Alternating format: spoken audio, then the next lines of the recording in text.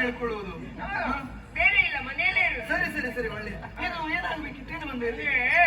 ನಿಮ್ಗೊಂದು ಬಂಗಾರದ ಕಡಗ ಬರ್ಲಿಕ್ಕೆ ಹಾಕಿದಾರಂತೆ, ಹಾಗಾಗಿ ಕೊಟ್ಟು ಬನ್ನಿ ಅಂತೇಳಿ ಕಳಿಸಿರು. ನನಗೆ ಬಂಗಾರದ ಕಡಗ? ಯಾರು ಹೇಳಿದ್ರು? ಮಾವ ಹೇಳಿದ್ದ? ಹೌದಾ? ಅದೇ ಆಯ್ತಾ? ನೋಡಿ ಅಮ್ಮ ಹೇಗುಂಟು ಅಂತೇಳಿ. ನಿಮ್ಮ ಕರಚಮತ್ಕತೆಗೆ ಯಾರೂ ಮೆಚ್ಚಲೇಬೇಕು. ಅವ್ರದ್ದೇ ಅಲ್ಲ ಬುದ್ಧಿವಂತಿಗೆ, ನಂದೇನಿಲ್ಲ. ಆಗ್ಲಿ ಆಗ್ಲಿ, ಈಗ ಗಂಡನ್ ಅಂತಾದ್ರೂ ನಿನಗೂ ಸೇರುವುದಲ್ಲ. ಹೌದೌದು, ನಮ್ಮ ಯಜಮಾನ್ರ ಕೆಲಸ ಅಂತ ಹೇಳಿದ್ರೆ ತುಂಬಾ ಮಂದಿ ಇಷ್ಟಪಟ್ಟಿದ್ದಾರೆ. ನಿನಗೆ ಇಷ್ಟ ಆಗ್ಲಿಲ್ವಾ? ನನಗೂ ಸಂತೋಷ ಆಗಿದೆ. ಆಗ್ಲಿ ಆಗ್ಲಿ ಆಗ್ಲಿ. ಇದು ನೋಡು, ಇದಕ್ಕೆ ಎಷ್ಟಾಗಬೇಕು ಅಷ್ಟು ಸಲ್ಲಬೇಕು. ಅಷ್ಟನ್ನ ಅರಮನೆ ಭಾಂಡಾರದಿಂದ ಕೊಡಿಸುವ ವ್ಯವಸ್ಥೆ ಮಾಡ್ತೇನೆ. ಸಂತೋಷದಿಂದ ನೀನು ತಂದು ಕೊಟ್ಟಿಯಲ್ಲ, ನಿನಗೆ ಏನಾದ್ರು ಉಡುಗೊರೆ ಕೊಡುವ ರೇಷ್ಮೆ ಸೀರೆ ಕೊಡಿ. ಸೀರೆ ಹೌದಲ್ವಾ? ಬಾ, ಯಾವ ಸೀರೆ ಬೇಕು ಅಂತ ನೀನೇ ಆಯ್ಕೆ ಮಾಡ್ಕೊಂಡು ತೆಗೆದುಕೊಂಡು ಹೋಗ್ಬೋದು.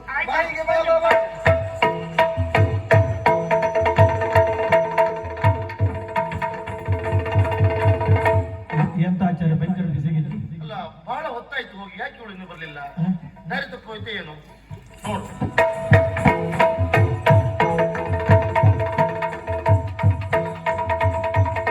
ನಡೆತರುವ ಗಂಗಳನ್ನು ಕಾಣುವುದು ಯಾರೋ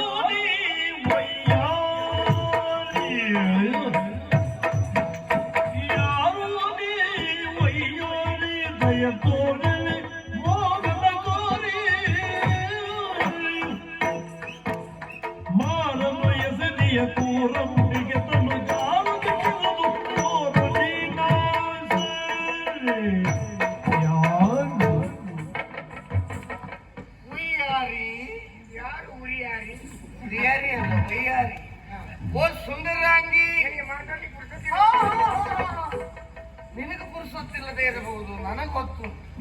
ನೋಡುವುದಕ್ಕೆ ಬಹಳ ಸುಂದರ.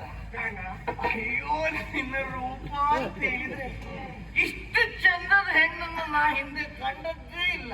ಹಾಗೆಲ್ಲ ಬಂದು ಹೋದವನೇ ಅಲ್ಲ. ಯಾರೇ ನೀನು, ಪ್ರಶ್ನೆ ಇಲ್ಲ. ನನಗೆ ಈ ಕ್ಷಣಕ್ಕೆ ನಿನ್ನ ದೇಹ ಸುಖ ಬೇಕು. ಏನ್ ಮಾತಾಡ್ತೀವಿ? ಜೊತೆಗಳಾಗಿರೆ ನೀವು ನಮಗೆ ನಮ್ಮ ಪೊರೆಯುವ ಹೊಣೆಗಾರಿಕೆಯು ಸದಾ ನಿಮಗೆ ಸರಿಯಾಗಿನಿತು ಬೇಡುವುದು ಮಾರ್ಗ ಸರಿದು ಹೋಗಲು ಬಿಡಿ ಹೇಳಿ ಕೈ ಮುಗಿದು.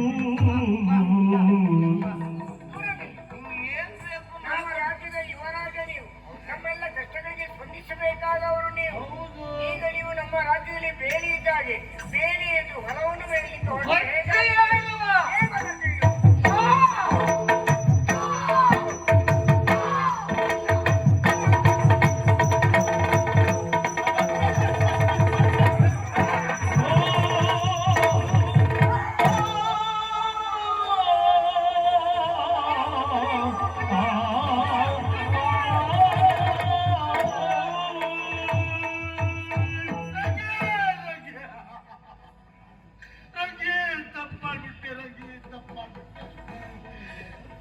ಕಳಿಸಿಕೊಡ್ಬಾರಿತ್ತೆ.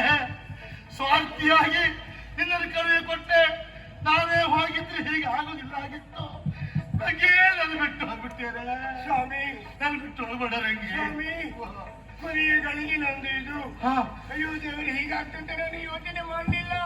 ನಮ್ಮ ಬದುಕನ್ನು ಕೊನೆಯ ಪುಟದಲ್ಲಿ ಬರೆಯಬೇಕಿದ್ದ ಯಮಧರ್ಮರಾಯ ಮಧ್ಯ ಪುಟದಲ್ಲಿ ನಮ್ಮನ್ನು ಹೇಳ್ಕೊಂಡು ಹೋದ. ನಾನು ಸತ್ಯ ಅಂತೇಳಿ ನೀವು ಬೇಸರ ಮಾಡಬೇಡಿ. ಮುಂದೊಂದು ಜನ್ಮ ಇರುವುದಾದ್ರೆ ನಾವು ಒಟ್ಟಿಗೆ ತಿರುಗಾಟ ಮಾಡುವ.